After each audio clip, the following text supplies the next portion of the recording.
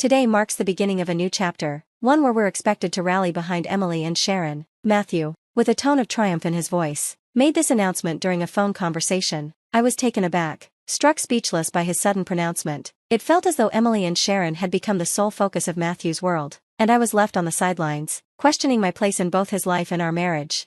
Trying to regain some control, I forced a cheerful tone to inform him that their packages had arrived. I also mentioned, almost offhandedly, that I had moved into a new place, a statement that left Matthew momentarily silent. My name is Elizabeth, and I'm a 45-year-old sales professional at a well-established firm. My work is demanding but rewarding, and I've built strong, lasting relationships with my clients. Outside of work, life is relatively quiet. Weekends are usually spent alone at home, with Matthew being my closest family. My parents are no longer with us, and although my in-laws live nearby, we rarely interact.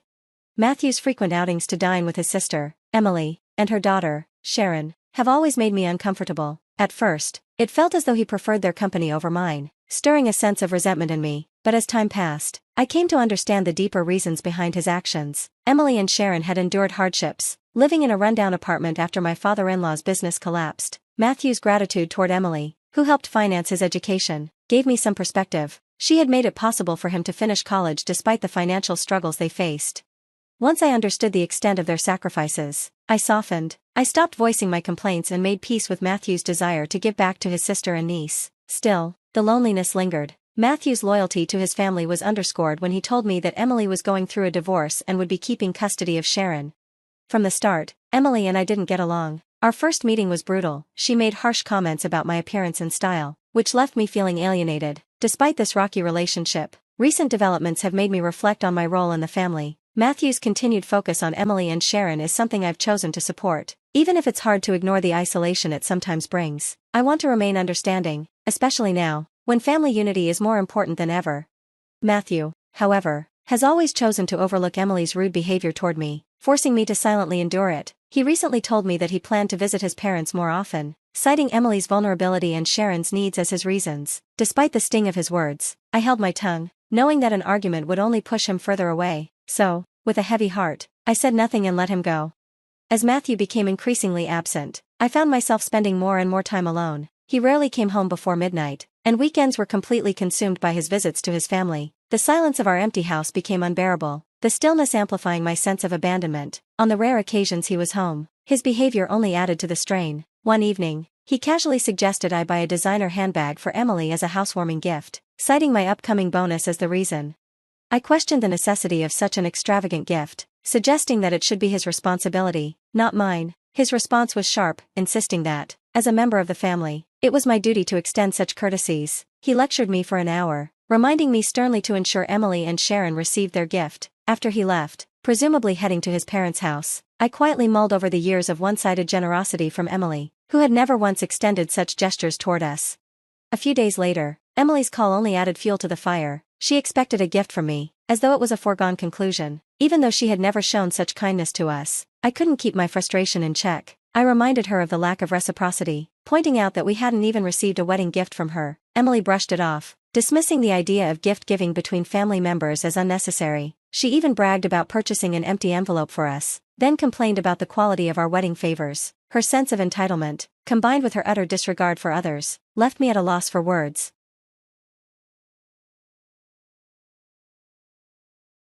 Emily's audacity at our wedding was infuriating. Her brazen attitude, combined with her complaints about the lack of more expensive gifts, left me fuming. Her final remark revealed just how little she thought of me. As if I were the lowest rung on the family ladder, someone expected to cater to her whims without question. This moment underscored the deep imbalance in our family dynamics, and I was left grappling with the harsh reality of my role, nothing more than a marital accessory, pressured to meet demands I never agreed to.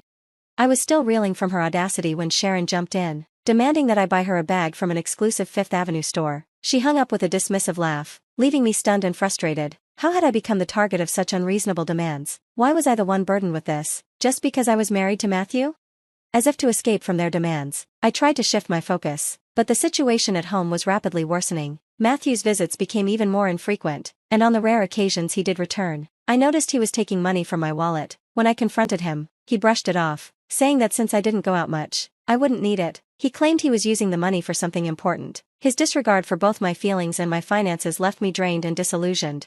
Then, one day, A mover showed up at our door with boxes, saying he was there to pick up items for Matthew. Confused, I tried to explain there must have been some mistake, but the mover insisted he had orders directly from Matthew. I called Matthew, only to overhear Emily and Sharon laughing in the background. His response was nothing short of shocking. He told me that the belongings were for Emily and Sharon, and from now on, we were going to support them. He dismissed my feelings entirely, and Emily eagerly welcomed me to this new arrangement, casually suggesting that I should be happy to look after Sharon, especially since we had no children of our own.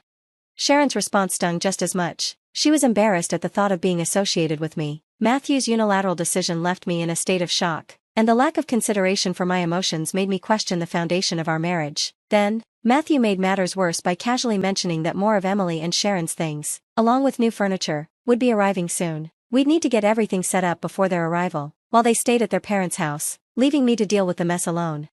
Emily's laughter at the thought of me handling everything by myself was the breaking point. The disrespect and lack of empathy from Matthew and his family were undeniable. I found myself wondering how much longer I could remain in a marriage where I was an afterthought, expected to support and accommodate people who showed no appreciation for my well-being. Sharon's brash demand that I handle her belongings with care pushed me to the edge, and with a sharp, "All right," I ended the call. My frustration gave way to a resolve I hadn't felt before. As soon as I hung up, I knew things had to change. 2 weeks later, Matthew called, his voice tinged with curiosity. He asked if I had sorted out the extra luggage and whether everything had been organized. With a false sweetness in my voice, I told him, "Yes, everything arrived, and I've moved into a new place." The shock in his silence was palpable. When the movers arrived with Emily and Sharon's things, I wasted no time. I rushed to a local real estate agency, determined to find somewhere to live. The initial process was slow, with concerns about moving in and renovations, but my persistence paid off. I found a women-only shared residence with secure entry, shared amenities, and utilities included, perfect for my needs. The place even had a cleaning service and furnished rooms, making it ideal. After viewing it, I quickly secured the last available room. I knew in that moment that I had made the right decision. The new apartment felt like freedom, a fresh start. When I told Matthew over the phone, his reaction was one of pure shock. He couldn't comprehend why I would leave. He insisted that, as a married couple, my actions were absurd and demanded I apologize and return home immediately. In the background, I could hear Emily and Sharon's panicked voices, their anger adding to the chaos of the moment. Matthew tried to regain control by threatening me with the consequences of a divorce, implying that I would struggle to find anyone else because of my age and appearance. His cruel words were meant to demean me, but instead, they only solidified my resolve. Then, with a calmness I hadn't expected from myself, I dropped the bombshell. I confronted Matthew with the knowledge of his affair, catching him completely off guard. His flustered response confirmed what I had long suspected, and I could see that he had underestimated me. Despite his betrayal and the disrespect from both him and his family, I stood my ground. I reminded them all that I was strong, independent, and that I would no longer tolerate their toxic behavior. Moving out wasn't just an escape from their demands, it was my way of reclaiming my dignity and taking control of my life. I told Matthew that I had hired a private investigator. His frequent absences had raised suspicions, and I wanted the truth. It only took 5 days for the investigator to confirm what I already knew. Matthew had been seeing his mistress regularly. After work, the dinners he claimed were with Emily and Sharon were just a cover for his rendezvous. The investigator had documented the affair with photos, capturing intimate moments between them. I couldn't help but reveal this evidence, mixing amusement with disbelief. The images spoke for themselves, and it was clear that the money Matthew had been taking from my wallet was funding his escapades.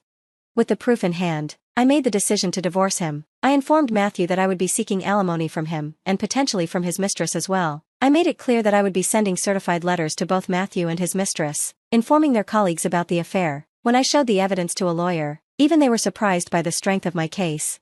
Matthew's response to this was fury and disbelief. The idea of the affair becoming public at his workplace was clearly too much for him to handle. Meanwhile, Emily's anxious questioning about Matthew's well-being hinted at her own motives. She had expected to live comfortably off our efforts while she maintained her carefree lifestyle. Matthew remained silent in the face of her concerns, a silence that only highlighted the gravity of the situation he was in. He had betrayed me, and now he was at risk of losing not just our marriage, but his financial stability as well. I reminded him of the investigator's report detailing his extravagant spending on his mistress, which suggested he was accumulating debt. Emily and Sharon's outrage was loud, accusing Matthew of recklessness and expressing their contempt for his actions. Despite Matthew's pleas for help in managing the fallout with Emily and Sharon, I stood firm. I would move forward with the divorce and ensure I was compensated for the emotional distress he had caused. I made it clear that the consequences were his to face alone, especially now that the certified letters were ready to expose his affair at his workplace. Matthew's frustration was palpable, but I remained detached. I was focused on securing a fair settlement and moving on from the years of betrayal. When the call ended, I turned off my phone, blocking him from contacting me. I had made up my mind, Matthew and Emily were on their own now. The divorce became inevitable, especially when Matthew hesitated, trying to hold on to the lifestyle we had enjoyed as a dual-income couple. He realized that maintaining the same standard of living on a single income would be impossible, but armed with undeniable proof of his infidelity, I made it clear that there would be no reconciliation. I threatened legal action if he continued to resist.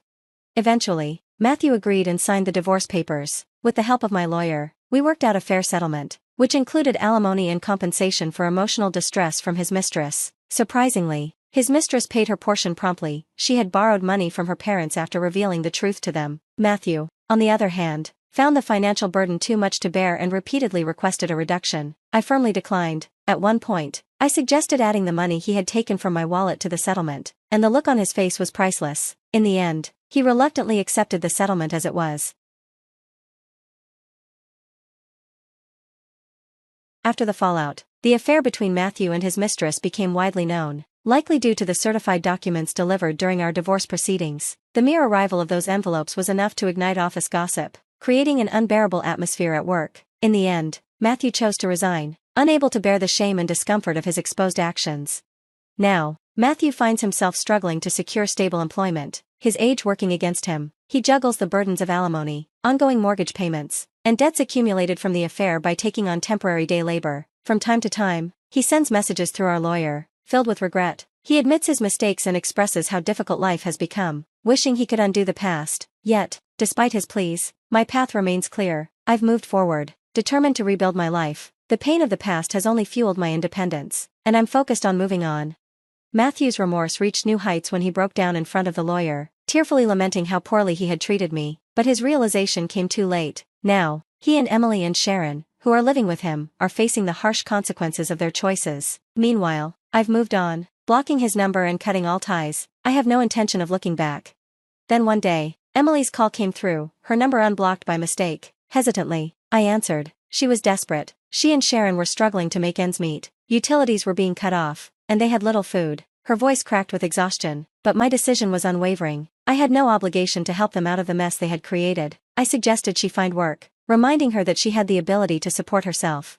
Sharon's interjection took me by surprise. She accused me of being heartless, saying that I should help them since I was financially stable. Then, she demanded that I take them in. I found the request absurd. I made it clear that my divorce from Matthew meant that they were now strangers to me, and I wanted no further involvement in their lives. Sharon's anger and sense of entitlement were evident, but I stood firm. I ended the call and blocked Emily's number once more, determined to sever all ties.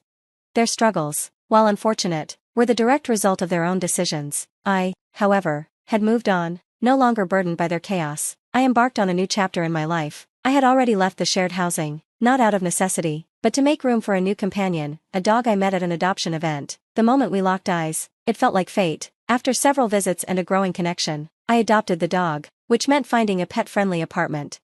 The love and loyalty I now experience with my dog is something I had longed for in my human relationships. In my new home, filled with his unconditional affection, I no longer feel alone. Despite the obstacles life may throw my way, I face them with my loyal companion by my side. Together, we're moving forward, leaving behind the past and all its turmoil, ready for whatever comes next.